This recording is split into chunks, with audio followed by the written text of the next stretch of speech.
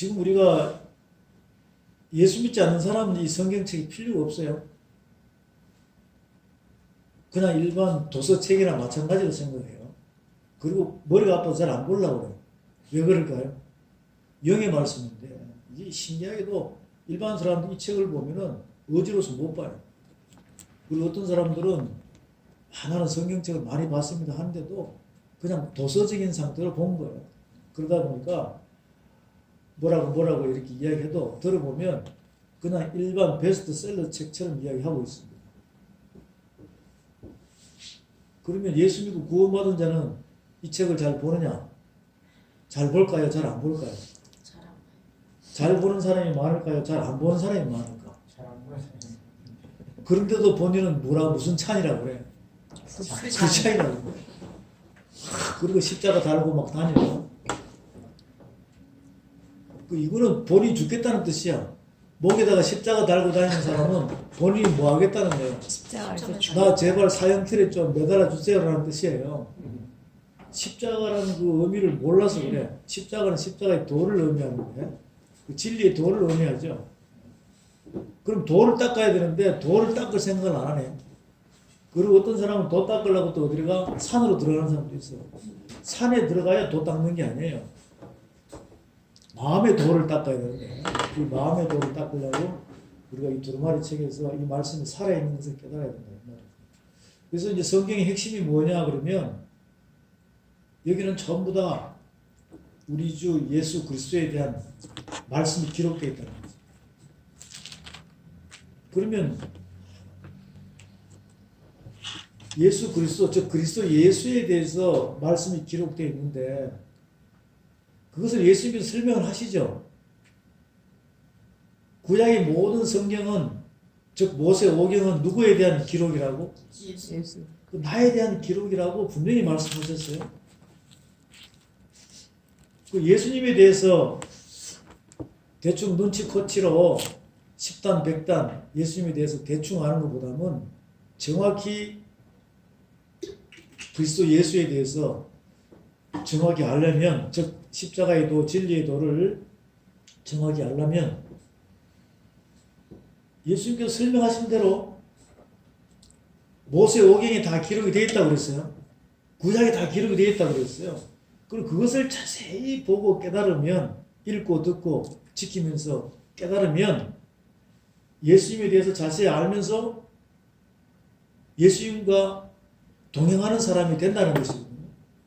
그것을 진리의 도로, 십자가의 도로 우리에게 깨닫게 해주는 말씀이 이 두루마리 책인데, 그러면 예수님과 비슷하게 동행하면서 비슷한 믿음과 행함의 100%로 살아갈 수 있는 지침서가 바로 이 성경책입니다. 그러니까 예수님께서 우리에게 설명하는 거죠. 방법을 가르쳐 주는 거예요. 이 성경책은 나에 대한 기록이야. 그리고 나를 믿는 너희들이 정말 믿음과 행함으로 100% 믿고 나를 따르려면 여기에 방법이 다 있어. 그래서 예수께서는 가라사대 내가 곧 길이요 진리요 생명이라고 말씀하시죠.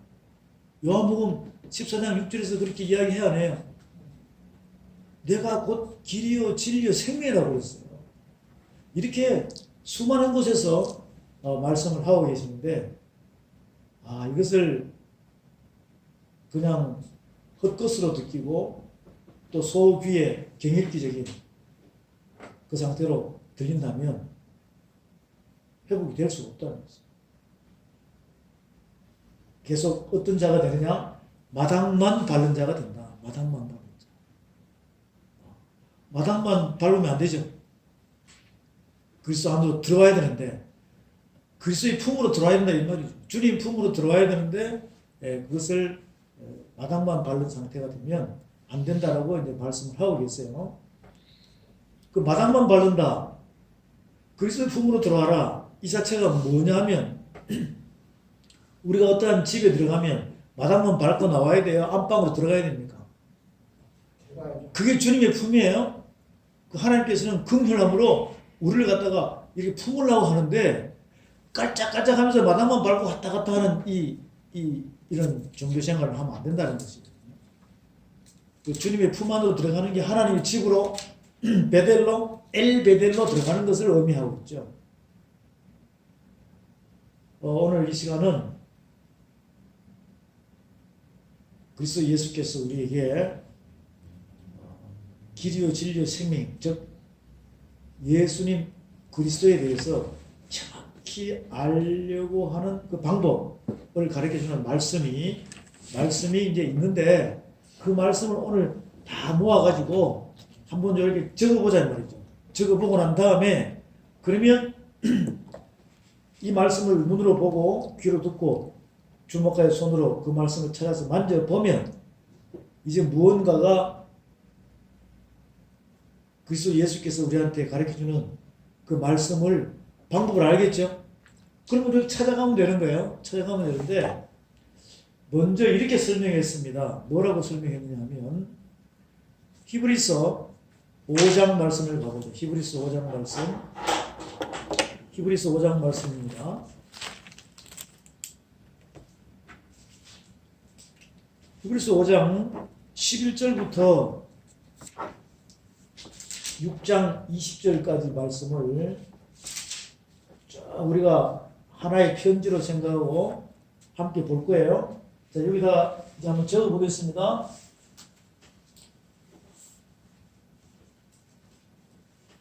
우리가 누굴 알아야 돼요? 주 예수 그리스도를 알아야 되잖아요. 주 예수 그리스도를 알아야 됩니다. 그럼 여기에 주는 누구예요? 하나님이시죠. 예수는 하나님의 아들입니다. 그리스도는 보혜사로 오신 거예요. 보혜사로 그리스도 기름 부음 받은 자. 이렇게 해서 주 예수 그리스도 하면 예수 그리스도 사이에는 항상 뭐가 있어요? 십자가. 십자가가 있어요. 십자가.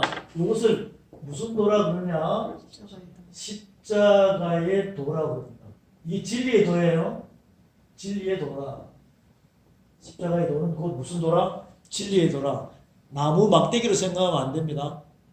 여기 안에 누가 계시다는 거예요? 누가 계시다는 거예요?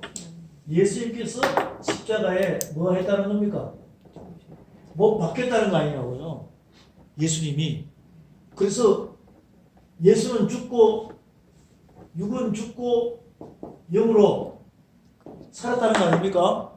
그 안에 며칠이 있어요? 사흘이 있다는 거예요. 사흘이 있다는 거예요.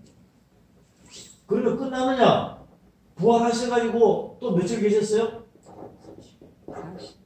부활 후 40일을 또 있었다. 40일. 이걸 3이라고 쓰지 말고 40이라고 숫자로 쓰지 말고 한글로 그냥 써요. 이게 다 하나라는 뜻입니다.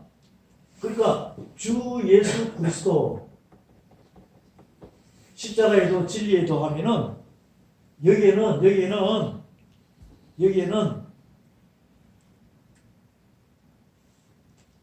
요 십자가에 도하면은 뭐가 다 담기느냐? 구약 39권이 다 담겨 있어요. 구약 몇 권이요? 39권이 다 담겨 있어요. 구약 39권은 확 줄여버리면 뭐죠? 모세 오경이에요. 모세 오경이라고. 모세 오경이. 그러면 여기 담겨 있으면 십자가에 도하면 또 뭐가 담겨 있느냐? 신약에 몇 권이 담겨 있어요? 27권이 다 담겨 있어요. 27권이 다 담겨 있어요. 그 신약 27권을 줄여놓은 게 뭐죠? 사복음서. 그러면 모세 오경과 사복음서는 틀리다는 거예요? 똑같다는 거예요? 똑같다는 거예요. 왜? 예수님께서 말씀하시잖아. 십자가 사건 달리기 직전에 모세 오경은 다 누구에 대한 기록이라고?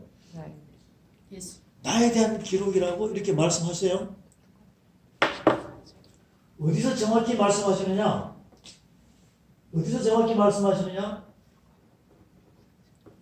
누가복음에서 말씀하셨어요. 누가복음 몇 장에 있어요? 24절. 누가복음 몇 장까지 있어요? 김보민 선생님 누가복음 제일 끝에 보시오. 누가복음 몇 장에 되는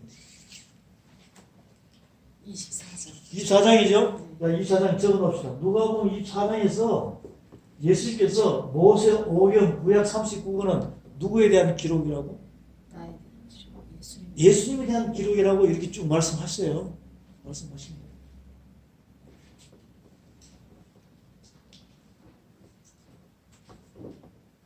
그러면 성경 66권은 다 누구에 대한 기록입니까? 예수님.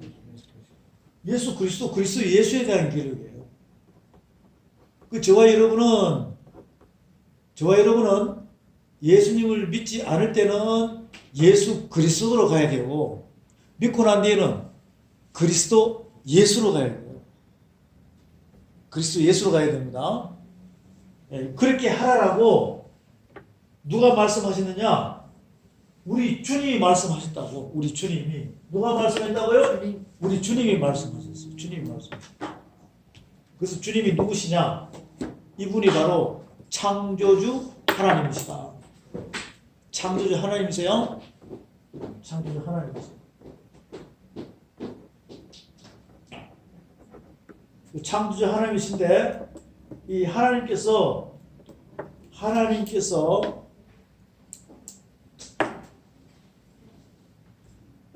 예수님이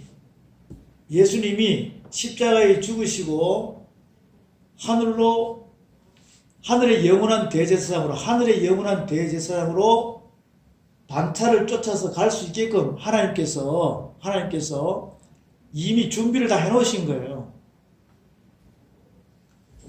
그러면 그게 무슨 뜻이냐 하면 우리가 보면 인간 대제사장이 있어요, 없어요? 구약에 인간 대제사장이 있죠. 그러면 예수님은 인간인 아론의 반차를 쫓아가야 돼요? 아니면 하늘 대제사장을 쫓아가야 돼요?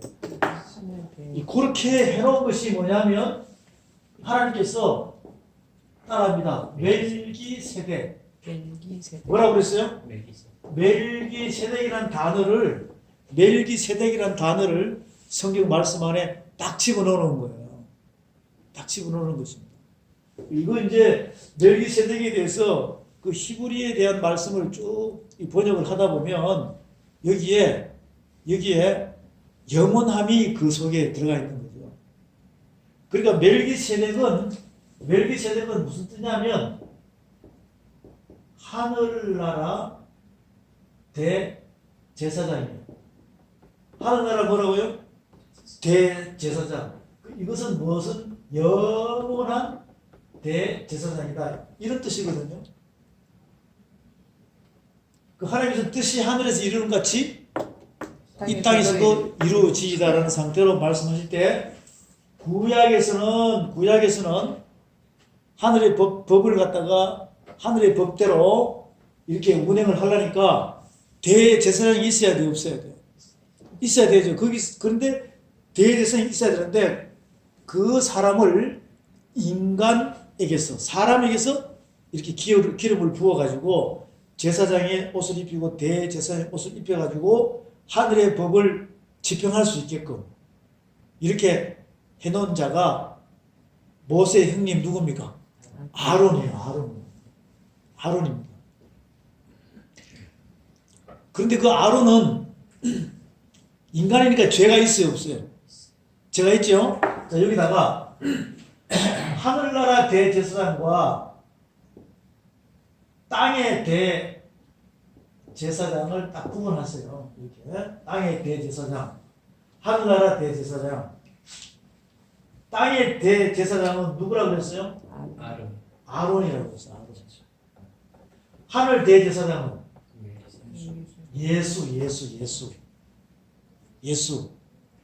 그 예수님은 하늘 대제사로 오신 거예요. 이 땅에. 그리고 땅의 대제사는 눈으로 보이죠. 하늘 대제사는 눈으로 보여요, 안 보여요? 그 안 보이는 분이 누구냐고? 멜기세덱을 의미한다니까. 그러니까 이제 예수님은 반차를 쫓는다는 것은 그 뒤를 따라간다는 거예요. 그럼 예수님은 아론 뒤를 따라가야 돼, 멜기세덱을 따라가야 돼. 멜기세덱. 그 멜기세덱을 따라가는 요 상태를 지금 설명을 해놓은 거예요. 그러면서 이 멜기세덱은 누구냐라고 이렇게 질문을 한다면 멜기세덱은 무슨 대제사장? 하늘의 영원한 대제사장이다. 그래 예수님이 십자가에 죽으시고 땅으로 가셔서 하늘로 가셨기 때문에 멜기세덱의 뭘 쫓았다? 반차를 쫓았다라고 말씀하십니다. 그리고 이 멜기세덱이라는 말씀은 지금 제가 말씀을 어디 찾다고 그랬어요? 히브리서 몇 장? 5장 11절에서 어디까지? 히브리서 6장 몇 절까지? 6장 제일 끝에 보세요. 몇 장인지? 20절. 20절이죠? 20절이에요.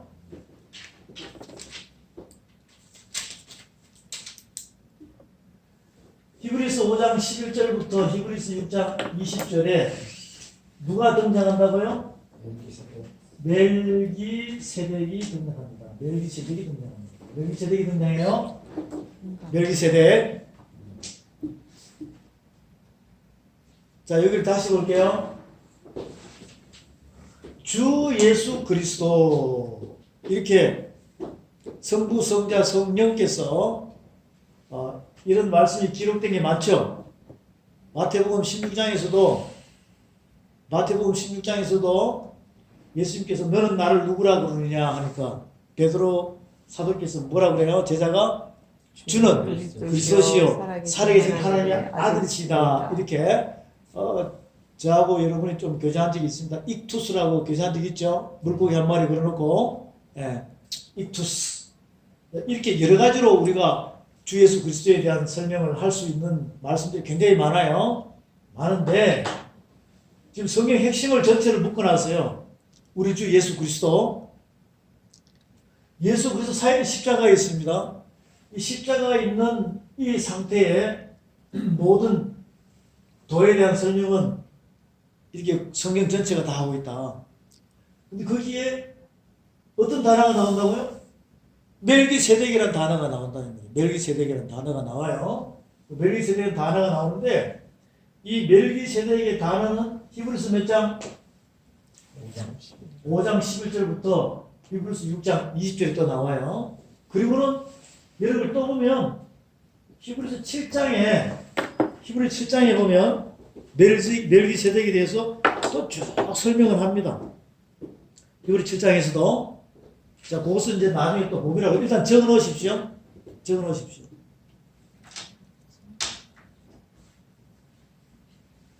무슨 세대? 멜기세덱입니다. 멜기세덱.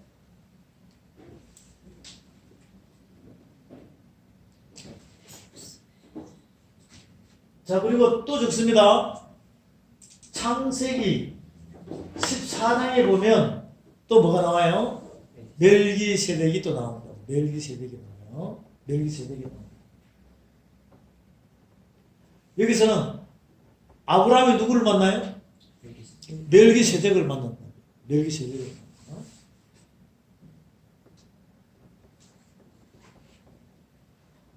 또 시편 110편에 봅니다. 시편 110편.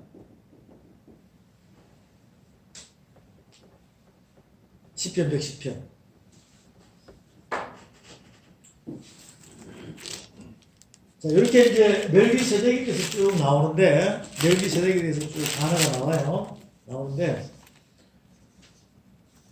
먼저 창세기 14장에 있는 말씀을 보죠. 창세기 14장에 있는 말씀. 창세기 14장 말씀을 찾아봅니다. 14장 말씀을 찾으면 창세기 14장 말씀은 첫 번째 중동 전쟁이 일어납니다. 창세기 14장에 중동 전쟁이 일어나는데 여기에서 여러 가지의 1차 전쟁, 2차 전쟁, 3차 전쟁까지 나와요. 창세기 몇 장이에요? 14장. 14장에 1차 전쟁, 2차 전쟁, 3차 전쟁, 즉 이스라엘하고 다른 이방 나라하고 전쟁이 일어나는데 1차 전쟁, 2차 전쟁, 3차 전쟁이 일어납니다.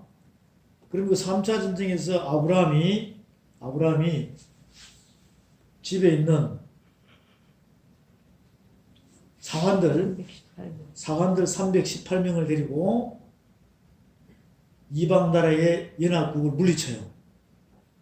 그 전쟁은 여호와에 속한 것이다. 하나님께서 인도하심으로 아브라함이 이방 연합국 그 강대국을 집에서 길리운 자 몇 명? 318명 사관들 곡괭이 삽 가지고 전쟁하러 나가서 이깁니다. 하나님의 인도하심 속에서. 그리고는 전쟁에서 승리해서 자기 조카 롯이 잡힌 것부터 시작해서 빼앗긴 모든 재물을 다 찾아오면서 등등등의 이제 스토리가 나오는데 17절에 봅니다. 17절에 창세기 14장 17절에 아브라함이 그돌라오멜과 그와 함께한 왕들을 파하고 돌아올 때에 소돔 왕이 사회의 골짜기 곧 왕국에 나와 그를 영접하였고 18절 다 같이 선포합니다. 살렘 왕 멜기세덱이 떡과 포도주를 가지고 나왔으니 그는 지극히 높으신 하나님의 제사장이었더라. 그가 아브라함에게 축복하여 가로되 천지의 주제시요 지극히 높으신 하나님이여 아브라함에게 복을 주옵소서. 너희 대적을 내 손에 붙이신 지극히 높으신 하나님을 찬송할지로다 하며 아브라함이 그 얻은 것에서 10분의 1을 멜기세덱에게 주었더라. 소돔 왕이 아브라함이 이르되 사람은 내게 보내고 물품은 내가 취하라. 아브라함이 소돔 왕에 이르되 천지의 주제시여 지극히 높으신 하나님 여호와께서 내가 손을 들어 맹세하노니 등등등 해서 거기에 멜기세덱이 나옵니까? 안 나옵니까? 멜기세덱이 나오죠? 무슨 하나님이라고요? 지극히 높으신 하나님. 지극히 높으신 하나님. 멜기세덱. 그는 지극히 높으신 하나님의 뭐라? 제사장이었더라. 지극히 높으신 하나님의 제사장이었어요. 자, 여기 봅니다. 창세기 14장에서 말씀할 때 멜기세덱을 뭐라 그래요? 지극히 높으신 하나님의 뭐라는 거예요? 제사장. 제사장이에요. 지극히 높으신 하나님 멜기세덱. 그러면 땅의 제사장입니까? 하늘 제사. 땅의 대제사장이에요. 하늘 대제사장이에요. 하늘 대제사. 하늘 대제사장이죠. 이미 창세기 14장에서 이렇게 설명을 해요. 지극히 높으신 하나님의 대제사장이라. 그럼 땅의 제사장은 구약에서 존재하고 있죠. 처음에 아론부터 시작해요. 아론부터 시작. 이것을 이제 히브리서 말씀을 자세히 보면 땅의 대제사장 아론이라도 인간이지요. 흠이 있어요, 없어요? 흠이 있어요. 흠이 있는데 아론 대제사장은 사람 인간입니다. 인간인데 흠이 있습니까, 없습니까? 흠이 있죠. 네. 예수님은 흠이 있어요, 없어요? 없어요. 같은 인간인데 죄의 모양은 있으나 죄가 없는 분이에요. 흠이 없다 이 뜻이죠. 이 두 가지를 잘 생각해 보십시오. 근데 땅의 대제사장인 아론은 백성들이 죄를 짓고 오면 가지고 오는 예물이 있죠. 뭘 가져와요? 양이나 염소나 소나 여러 가지 가져와. 그런데 그것을 계속 잡아 안 잡아요? 여기는 무수한 짐승들이 죽습니까? 안 죽습니까? 죽지요? 한 마리요 무한대예요. 무한대의 짐승들이 전부 다 죽어요. 그래도 온전합니까? 온전하지 않습니까? 온전하죠. 구원에 대한 온전함이 없다는 이야기예요. 그런데 예수님은 하늘 대제사장으로 이미 멜기세덱의 반차를 쫓아가신 분이니까 멜기세덱은 지극히 높으신 하나님이 뭐라고요? 그 영원한 대제사장이었어요. 하나님께서는 뜻이 하늘에서 이룬 같이 이 땅에서 이루어지다라는 상태로 우리에게 완벽한 100%의 하나님의 진리의 도를 완성시키기 위해서 이미 단어를 뭘 표현했다는 것입니까? 멜기세덱 영원한 대제사장을 이미 하나님께서는 다 준비 다 해놓으셨다. 그 길을 누구 보고 따라오라고? 예수님이 그 반차를 쫓아오라고. 근데 예수님은 아론처럼 짐승을 무수히 잡은 것이 아니라 예수님의 육체를 단번에 십자가에서 완성했어 안 했어? 그래서 그 완전한 구원이라는 것을 우리에게 보여주기 위함입니다. 그 멜기세덱은 예수님은 누구 반차 쫓았어요? 멜기세덱의 반차를 쫓았다 이 말이죠. 여러분은 누구를 쫓아야 돼? 멜기세덱. 그 반차를 똑같이 쫓아야 됩니다. 그 방향을 우리에게 짚어주기 위하여 멜기세덱이라는 단어로 이렇게 우리에게 보여주는 것입니다. 그런데 이 멜기세덱에 대해서 이 교회 다니신 분들한테 아무리 큰 교회 뭐 어디 뭐 등등 예수 믿고 구원받은 자들 안에서 멜기세덱에 대해서 좀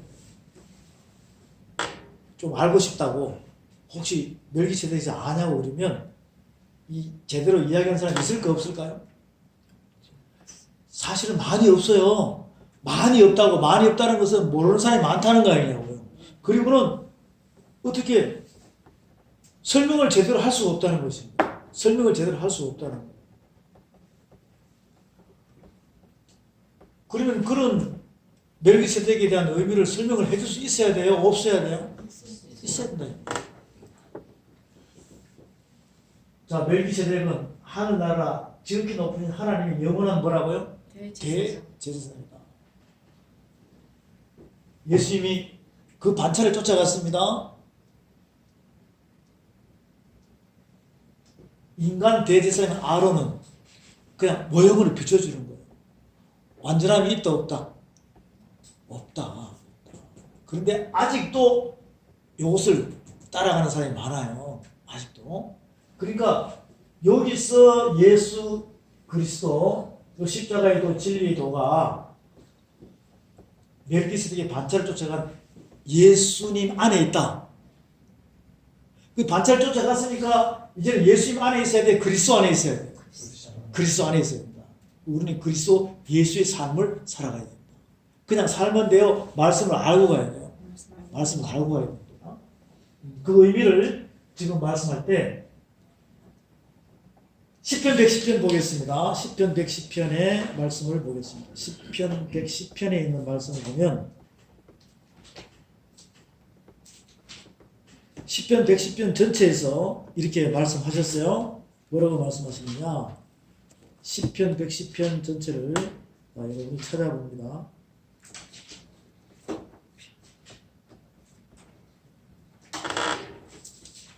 찾았습니까?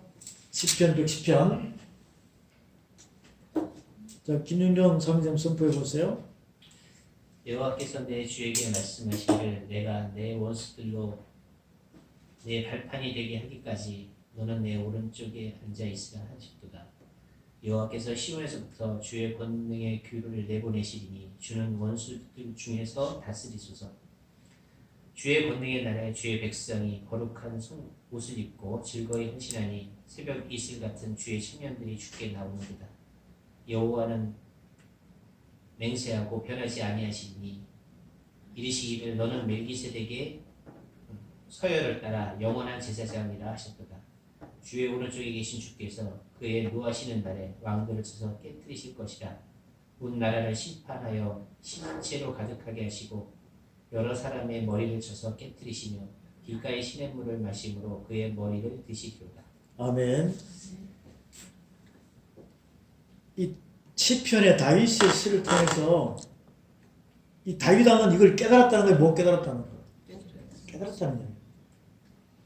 그 다윗 왕 예수 그리스도, 예수 이 말씀 자체를 우리가 전체적으로 이 말씀을 찾아서 이해를 못하면 멜기세덱에 대해서 정확히 설명을 못해요. 못하니까 뭐 이런 히브리 기자께서 이렇게 또 설명했습니다. 어떻게 했느냐? 히브리서 5장에 보죠. 히브리서 5장에 봅니다. 5장 11절부터 14절까지만 우선 볼게요. 히브리서 5장 11절부터 14절까지만 봅니다. 14절까지만 볼게요.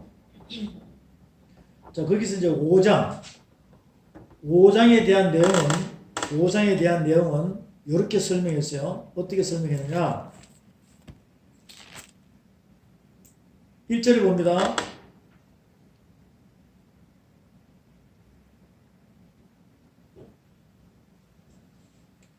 대제사장마다 사람 가운데서 취한 자이므로 하나님께 속한 일에 사람을 위하여 예물과 속지 않은 제사를 드리게 하나니. 이게 아론입니다. 저가 무식하고 미혹한 자를 능히 용납할 수 있는 것은 자기도 언약에 쌓여 있습니다. 이러므로 백성을 위하여 속죄제를 드린 것 같이 또한 자기를 위하여 드리는 것이 마땅하니라. 이 종기는 아무나 스스로 취하지 못하고 오직 아론과 같이 하나님의 부르심을 입은 자라야 할 것입니다. 또한 이와 같이 그리스도께서 대제사장 되심도 스스로 영광을 취하심이 아니요 오직 말씀하신 이가 저들을 이르시되 너는 내 아들이니 내가 오늘날 너를 낳았다 하셨고, 또한 이와 같이 다른 데 말씀하시되 내가 영원히 멜기세덱의 반차를 쫓는 대사장이 하셨으니. 다른 데라는 것이 성경입니다. 두루마리 책에 말씀하셨다는 것이죠. 그는 육체에 계실 때 자기를 죽음에서 능히 구원하사 이에게 심한 통곡과 눈물로 간과 소원을 올렸고 그의 경외하심을 인하여 들으심을 얻었느니라. 사복음서에 보면 예수님께서 감람산 기도해야 하네요. 겟세마네 동산에서 기도하죠. 그 감람산 겟세마네 동산에서 기도하는 그 자체가 기름을 짜는 겁니다. 기름을 짜는 거예요. 기름을 짜는 거예요. 기름을 짠다는 의미가 뭐예요? 하나님의 말씀 앞에 향기로운 제물로 내 자신을 바치기 위한 그 기름이에요. 그러니까 아론 대제사장이 많은 사람들의 죄를 짊어지고 오면 짐승 잡아야 안 잡아요? 그 자체에 기름 짜는 거예요. 그 수많은 것을 짐승에 기름을 짜서 하나님께 예배를 드리는 모형적인 상태로 해봤자 온전하다, 온전하지 않다. 온전하지 않다. 그 예수 그리스도 한 분이 단번에 드리는 그 속죄함의 그 번제와 소제, 화목제, 속건제 이런 모든 것이 완전하다는 의미를 설명하고 있는 거죠. 지금 그러면서 이제 이런 말씀들을 깨달으면서 우리가 찬송가에 보면은 114장에 있죠. 그 찬송가 있어요, 없어요? 감람산 깊은 밤중에 하면서 그 찬송 있죠. 그 찬송이 이 멜기세덱의 말씀을 전할 때 여러분이 그 찬송을 알아가지고 쫙 부르면 굉장히 은혜가 됩니다. 겟세마네 동산에 그 감람산 깊은 산 중에서 예수님께서 마지막 멜기세덱의 반차를 쫓아가기 위해서 기름을 짜야 안 짜요? 겟세마네 동산에 기도하는 그 상태에 기름을 짠다니까요. 그 인간들이 알아 몰라요. 제자들이 모르니까 그냥 쿨쿨 자고 있죠. 근데 하나님께서 보낸 천사는 안다 이 말이죠. 그리고 천사의 도우심으로 육에서 영으로 다 이뤘다 하시고 하나님이 예수의 마음을 알지 않았습니까? 그런 내용들이 사복음서에서 우리에게 비추어주는 거죠. 그 이 멜기세덱의 반차를 쫓아가는 이거는 아무나 쫓아가는 게 아니에요. 아무나 쫓아가는 게 아니에요. 지금 히브리서에서 말씀하십니다. 5절에 또한 이와 같이 그리스도의 대제사장 계심도 스스로 영광을 취하심이 아니요 오직 말씀하시니가 저들을 이르시되 너는 내 아들이 내가 오늘날 너를 낳았다 하셨고, 이미 시편 2편에 나와야 너의 말씀은 그 시편 1편과 2편은 예수님께서 육에서 영으로 이루어질 때 30세 물세례 성령세를 받아 안 받아요? 그럴 때 물에서 올라오시고 성령이 비둘기처럼 하늘문이 열리시고 그때 하나의 큰 음성, 하늘의 큰 음성이 아버지의 음성이 들리잖아요. 내가 오늘날 너를 낳았노라. 너는 누구라? 내 사랑하는 아들이라. 이게 그리스도 예수의 삶을 살아가는 우리의 모습을 지금 말씀하고 계신다는 거죠. 무슨 반차를 쫓기 위하여? 멜기세덱의 반차를 쫓기 위하여. 이렇게 쭉 말씀하십니다. 그리고 5장 11절에 다 같이 선포합니다. 멜기세덱에 관하여는 우리가 할 말이 많으나 너희 듣는 것이 둔함으로 해석하기 어렵다는 거예요. 뭐에 대해서는? 멜기세덱에 대해서는 할 말은 많은데 해석해보라 그러면 어렵다는 거죠. 이 성경 그대로 말씀하고 있어요. 지금 멜기세덱이 누구예요? 이렇게 이야기하고 멜기세덱에 좀 설명해 주십시오. 이야기하면 멜기세덱 어떤 사람 처음 들어보는 사람도 있고 목사들도 마찬가지죠. 어떤 사람은 그런 것도 있나요? 아니면 또 알긴 아는데 그냥 멜기세덱은 예수님이에요. 그것도 몰랐어요? 그럼 다 아는 거예요. 요 과정을 알아야 돼요. 이게 온전하지 않다, 불완전하다, 이거는 온전하다. 이런 내용들을 정확히 말씀을 통해 설명을 해 줄 수 있어야 돼요. 진짜 핵심은 뭐예요? 요거 불완전한 걸 해야 돼요? 온전한 걸 해야 돼요? 멜기세덱이 반차를 쫓아가신 예수님. 멜기세덱은 의의 왕, 평강의 왕, 살림의 왕 이런 식으로 설명을 해주는 말씀 자체가 다 기록되어 있습니까? 없습니까? 다 기록되어 있다는 거예요. 그 멜기세덱은 지극히 높으신 하나님 나라의 영원한 대제사장이다. 그 예수님이 사실은 그분인데 지금 우리에게 딱 보여주죠. 말씀이 육신에서 오셔가지고 보여주면서 날 잘 봐라. 요 아론도 잘 봐라. 즉 이 자체가 뭐냐면 최초의 하나님이 천지를 창조하시니라 그것을 그대로 보여주는 거예요. 창세기 1장 1절을 그대로 우리에게 보여주는 것입니다.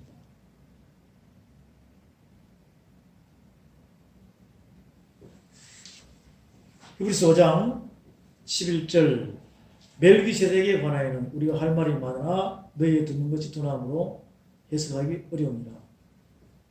때가 오래므로 너희가 마땅히 선생이 될 터인데 너희가 다시 하나님의 말씀의 초보가 무엇인지 누구에게 가르침을 받아야 할 것인지 젖이나 먹고 단단한 식물을 못 먹을 자가 되었도다. 대저 젖을 먹는 자마다 어린아이니 의의 말씀을 경험하지 못한 자요 단단한 식물은 장성한 자의 것이니 저희는 지각을 사용함으로 연단을 받아 선악을 분별하는 자들이니라 이렇게 말씀합니다. 자 여기 핵심을 보면 멜기세덱에 대해서는 몰라야 돼요? 완전히 알아야 돼요? 완전히 알아야 돼요. 그러니까 멜기세덱에 대해서 알긴 아는데 대충 알면 안 된다. 그 때가 오래므로 예수를 믿고 구원받은 자가 즉 예수님에 대해서 젖먹이는 잘 모르겠죠? 때가 오래므로 믿음 생활 한 지가 1년, 2년, 5년, 10년, 20년, 30년, 40년, 50년, 60년 평생 동안 했는데도 아직도 멜기세덱에 대해서 모르면 예수님에 대해서 안다는 거예요? 모른다는 거예요? 모른다는 거죠. 그러니까 우리가 힘써 알자 예수님에 대해서 누가복음 24장에서 모든 구약 성경은 모세, 오경, 시편, 잠언, 전도서, 아가서, 대선지서, 소선지서는 누구에 대한 기록이라? 예수 그리스도. 예수님에 대한 기록이다. 그걸 알게 되면 더 알게 되죠. 그래야지만 멜기세덱이 누군지를 정확히 알 수 있다는 것이죠. 그 때가 오래므로 수십 년 되어도 해석하기 어려운 상태가 되면 영적 게으름에 알 수가 없다는 것입니다. 그 결국은 무슨 뜻이냐?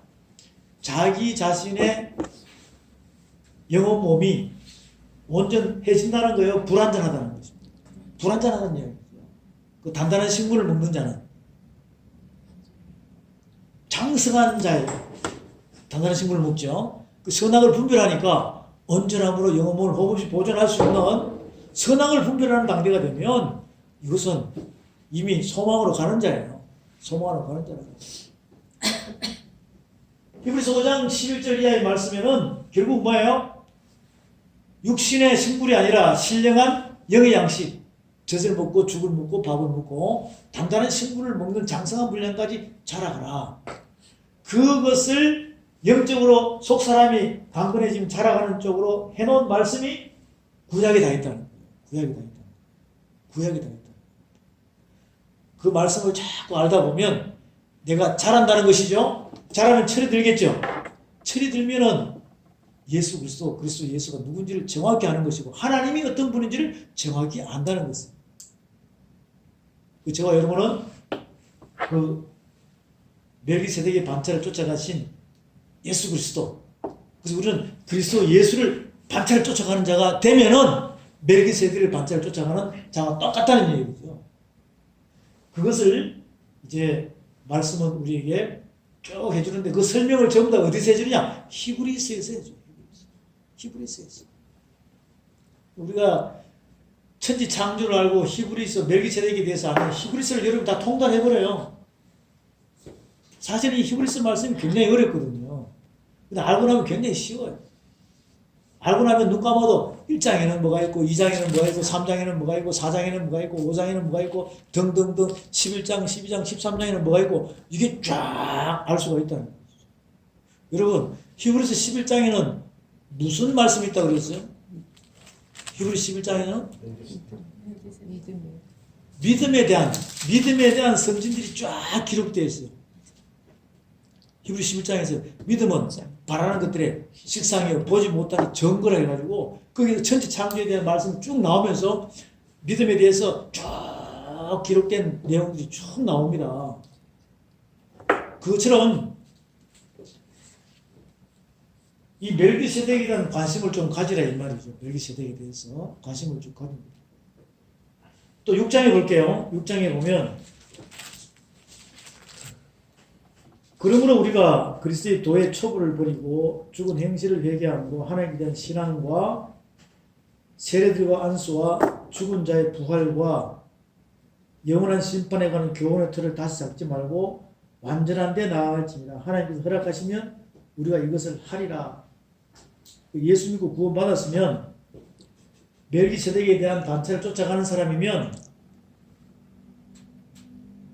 그대로 머물러라 자라라 이렇게 해서 신앙의 초보를 버리고 장성한 분량까지 자라가라 이거거든요. 그 반차를 쫓아가라 이 말이죠. 오늘 이 찬양할 때 그 왕의 반열을 쫓아가는 거 찬양했죠. 그게 바로 이 멜기세덱의 반차를 쫓아가는 그 찬양입니다. 이 찬송가 몇 장이죠?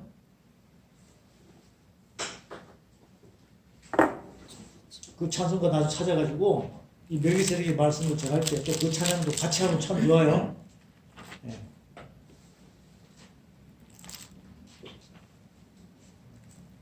자, 여기에 6장 1절부터 이 말씀을 보게 되면 하나님께서 허락한다 그랬죠?